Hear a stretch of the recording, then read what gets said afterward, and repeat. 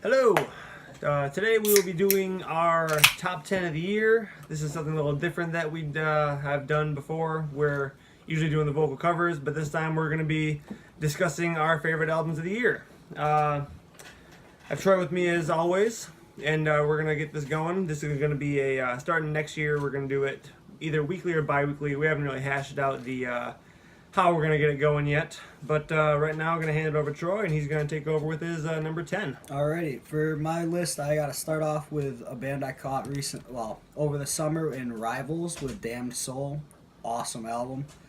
Very beautifully written, very beautifully played live. Just thoroughly enjoyed it. Tracks to check out, I thoroughly would recommend Gunslinger, Moonlit, or Low. That's about all I got for that. For my number 10, it was Silent Planets, When the End Began. Another beautifully written album. These guys, as soon as I heard they were coming out with a new one, I knew it was going to be in my top 10. It was just already going to be there. I just knew it. Caught them in Warped Tour over the past couple years, and they was pouring rain, freezing cold, but it was one of the most beautiful things I've ever experienced in my life. Songs to check out off that one, my personal favorites off it were After Dusk, Visibly Unseen, and Vanity of Sleep. Alright, so at number 9, a little staying with the kind of pop punk theme, we got Love and Loathing by With Confidence. Saw them over at Warped Tour, saw them in November. Great atmosphere each time. Absolutely fantastic shows. Tracks to check out, I thoroughly would recommend Jaded, That Something, and The Turnaround. It's a great sound and a great Aussie band. My number 9 was the super heavy hitting Merrill Leach by Meyer Lore. Band is absolutely insane. Dan Watson, which in my opinion, totally worth $600. Dan Watson just does no wrong with his vocals. Absolutely insane. And the fact that it's a two-man band really, really shows how talented these two guys are. My favorite ones are Summoning, featuring Duncan from the ever so popular Vulvodyne, The End Is Near, and Merrill Leach. Number 8, I got the UK's own Architects with Holy Hell. Fantastic album from Doomsday, Royal Beggars. Front to back, it was just great. Each album on this list is front to back absolutely fantastic.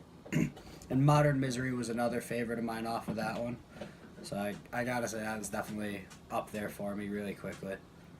My number 8 is also Architects, Holy Hell. Another band that as soon as I heard they were coming out with their album, I knew it was going to be great.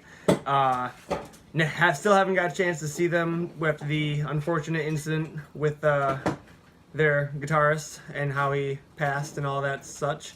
But this new album, you can tell that there is so much written about it, and it's just the utter emotion in every single song is just absolutely beautiful. My favorite songs off of it were definitely Doomsday, Hereafter, and Death Is Not Defeat. At number 7, I've got Dark Skies by Fit for a King. This one was really quick, heavy hitting right from the start, right to the end. Everything about it was powerful, aggressive. Agreed. Perfectly done. Engraved, absolute favorite track off the album, no questions asked. Anthem of the Defeated was another fucking nice, powerful one, I gotta say. Just everything was great on it.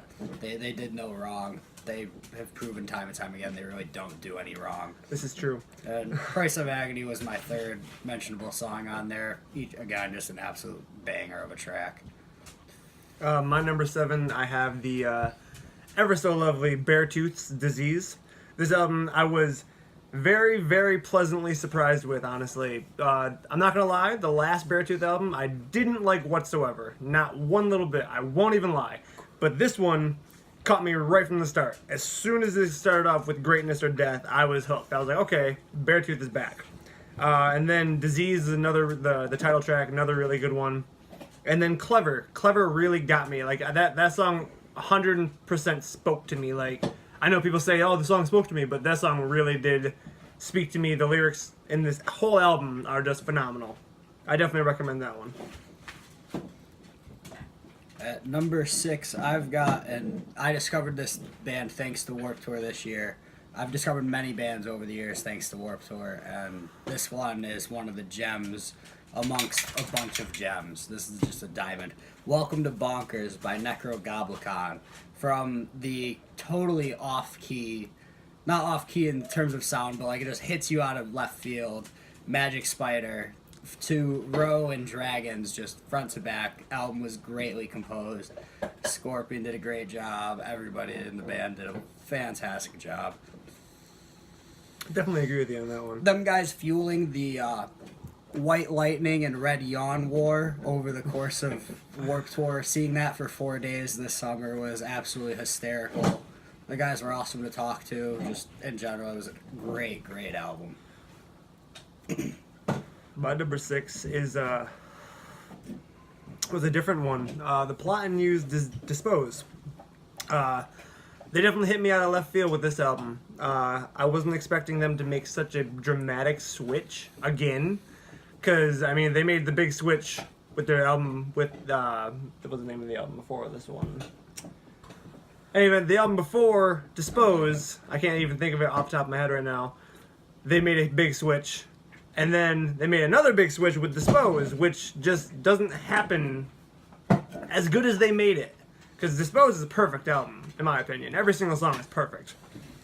My 3 favorites off that one were definitely, I always wanted to leave the sound and not just breathing, because the utter emotion in Landon's voice in those songs is unbelievable. The dude's voice is just insane. Number Honorable 5. mentions? So we have a few honorable mentions, quite a few actually. Yeah.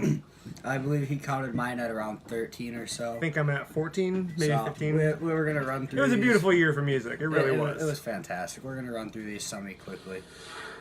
I was going to try to look up the last album real quick for Plot and You, but I'm too annoyed with my PlayStation right now to do that. But so real quick, our honorable mentions, I've got Silent Planet, When the End Began, Traders, Anger Issues, Mayday Parade, Sunnyland, This Wild Life's Petaluma, Tonight Alive's Underworld, Interrupters, Fight the Good Fights, a rowing team in the middle of a pit, caught me totally from left field in Warped Tour, and I gotta actually include that in my mention here. That was absolutely wonderful. They were fantastic. Beartooth's Disease, Buried Above Ground's The Crown, Assuming We Survive's Chapters, Eyes Set to Kill self-titled album, and then a live album, The 119 Show by Lacuna Coil. Was Live album. Now my honorable mentions, great. Current's latest, I Let the Devil In, completely knocked it out of the park. If that came out earlier in the year and I had more time to listen to it and actually engrave it into me, that might have been higher. But since it came out so late, I just had to put it in my honorable mentions. But still, phenomenal EP. Also want to go with Black Tongue's Nadir, Desolus, These Demons, I Am's Hard to Kill, Traders, Anger Issues, Bro Job, Sleep It All Away.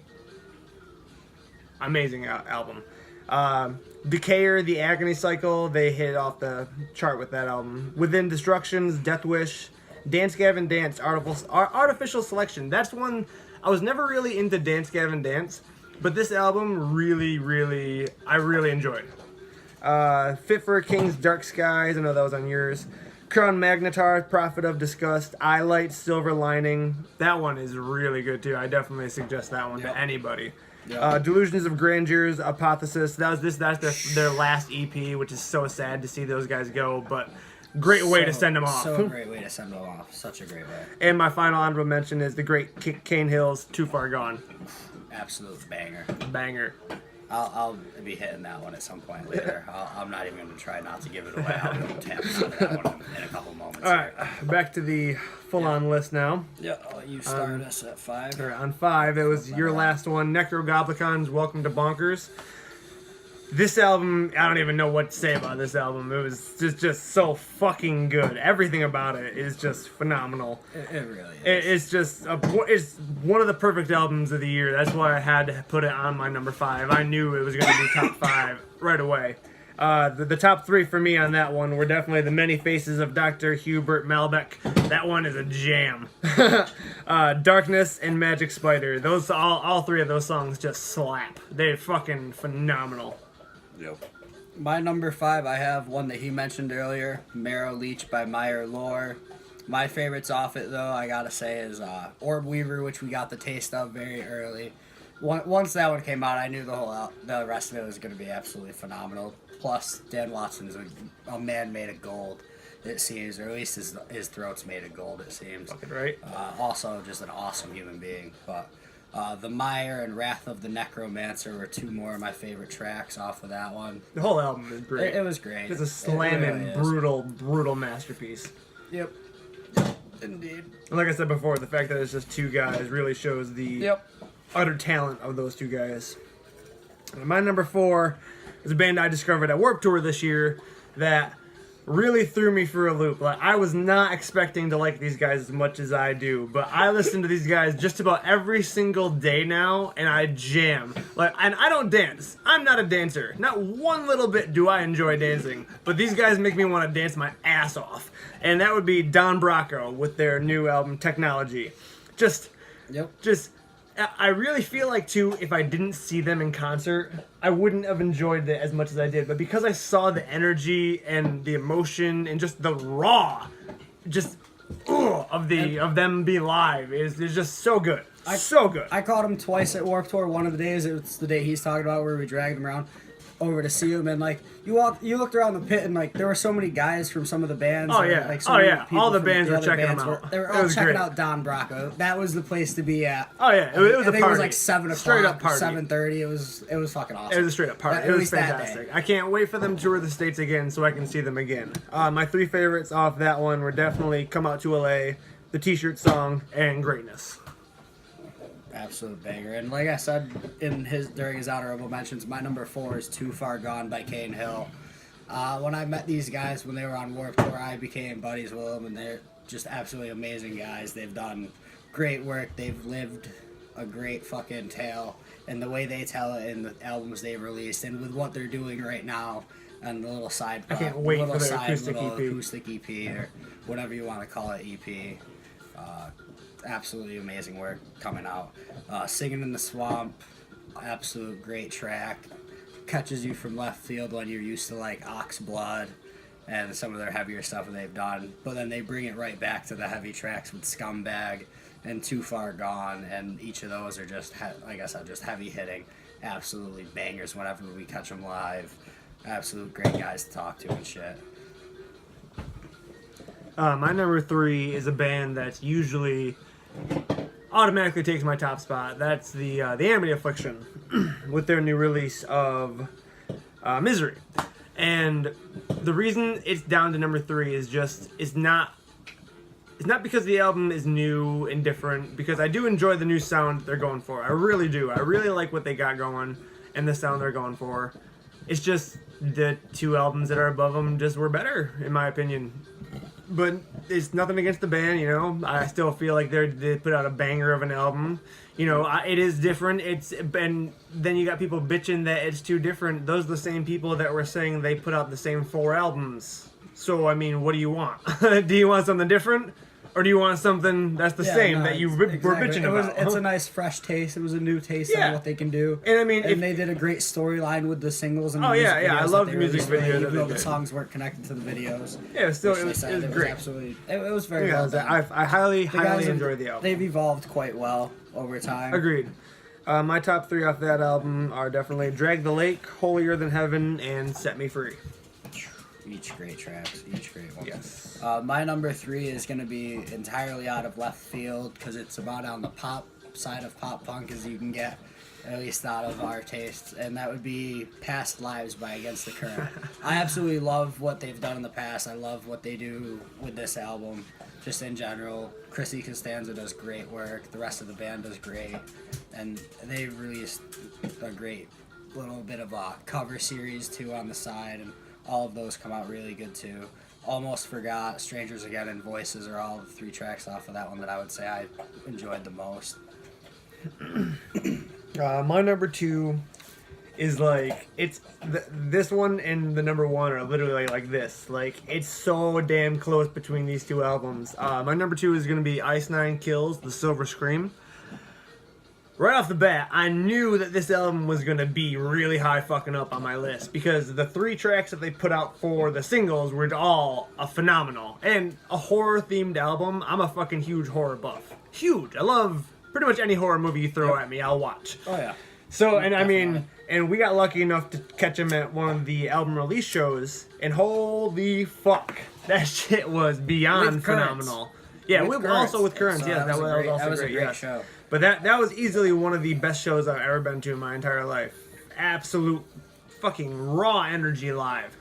And no, just the album is amazingly written. Spencer is such a beautiful lyricist. It's unbelievable how he can create such beauty out of such horror movies. You know what I mean? Like I see where you're going with it's that. It's cool to get a fresh take on each of the movies exactly, too, with a different set of eyes, with one of and the fact that they use pretty much every single like creepy song from the movie in almost all the breakdowns of the songs was pretty fucking that was an interesting unique take. and interesting. Exactly. My 3 favorite songs off that album, which was hard to pick, just 3.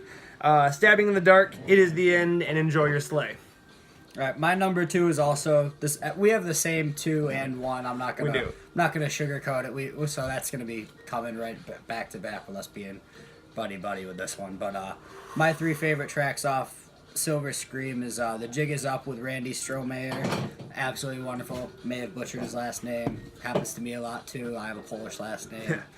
Mahalski, spelled with a silent C or silent H, whatever, silent C. The World in My Hands featuring Tony Lovato, absolute fantastic track.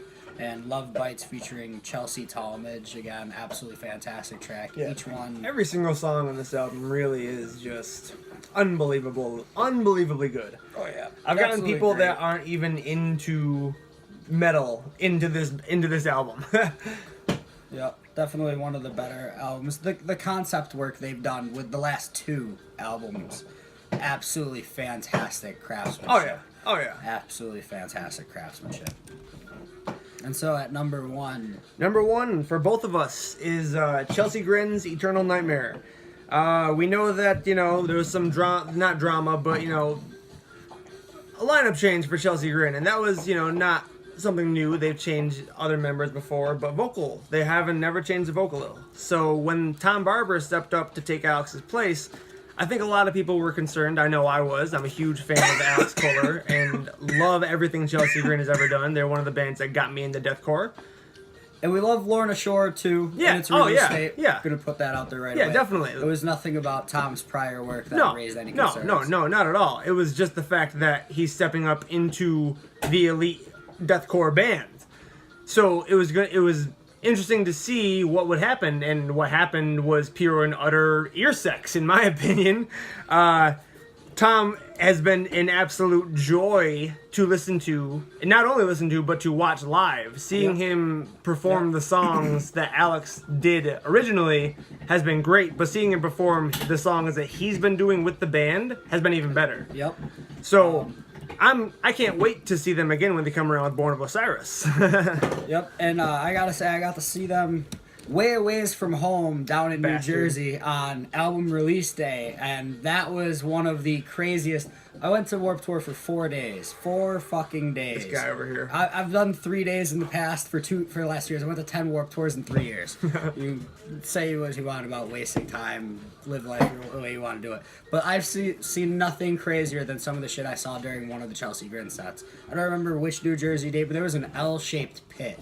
I think that was the release day show, and that was absolutely ridiculous to me. It was great. It was beautiful. My top 3 tracks off it are Dead Rose, Nobody Listened, and Hostage. Hostage live was absolutely powerful. Oh my god. Both times that we've seen Chelsea Grin, well, I've seen Chelsea Grin with Tom, Hostage has been phenomenal live. My 3 off that album are Across the Earth, Limbs, and The Scent of Evil. I really feel like this is the best work that Chelsea Grin has ever done, too. Like, I'm not trying to be that guy, but I really do feel like this is the best sound that they have found in a long time. A long time. So I think people that are, like, still hating on it, it's just Chelsea Grin. I really just give it a chance. You might like it. Yep, exactly. Always give something a chance. you never know just off of a song or two or three. Give everything front to back a whole listen to chance. the whole album. If you think it could be something you're into. I mean, if you know, like, I know I am not into certain genres of music. I am not going to try to listen to things in that genre for the most part.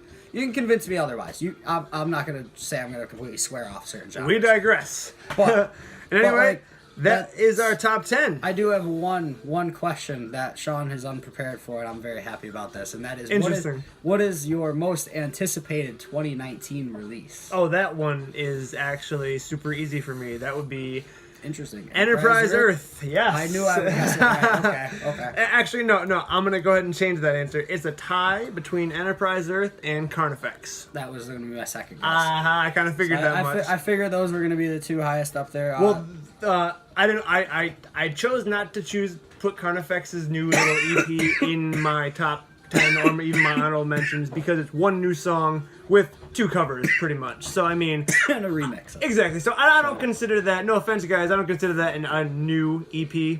It's a new song. Come on. Well, it's and a cover. It was great. It was. I actually It didn't even. Oh yeah, no. I highly enjoyed it. No, my most anticipated 2019 release is Cane Hill. Like I said, I'm very curious about what they're doing and what's It's going to be coming out for interesting to them. see. I'm also very curious about Dayseeker's timeline for what they're writing currently. Yes. I'm not trying to rush a damn because you No, don't rush greatness. Take your time, boys. I know that's the way every artistic thing goes. I'm author of books. My book shit's behind me here, and their timelines are the ones I'm most curious about. Very excited about. I would also say, what would be the biggest or favorite band you saw over the course of the year? My favorite band that I saw. We each went to quite a few shows. Let's see. I'm gonna throw Chelsea Grin. I figured it was I would say we saw Chelsea them. Grin. Oceano Okay. was amazing. Hitting up metal hardcore fest was awesome. Seeing Shadow of Intent fucking Shadow killed of Intent it. was fucking awesome. Let's see who else was fucking great that we've seen. We went to a lot of shows. We went to a lot of shows this year. We probably could do a show review. I guarantee it. But I guarantee we're it. not gonna Motionless do that 'cause in we're doing White. that Motionless right in now. White's always So. fucking awesome. Every time I see them. Yep, we caught them Three around times? Like 3 times. Three times, Yep, yeah. something like that. Because we caught the postponed show from the winter storm. Damn fucking that was snow. their last show before Warped Tour, and that was actually very awesome. It was a good show with Ice Nine Kills. Yep. So I guess that does it. I think that's it, We will guys. send it off with that. Hopefully you enjoy this. We may have strayed from the topic a little bit, but that's what happens when you smoke marijuana. Side note: leave us your opinion on your top 10, 3, 5, whatever. Whatever you got for Just the year. one. If you want to shoot us a question, just let us know. Yep.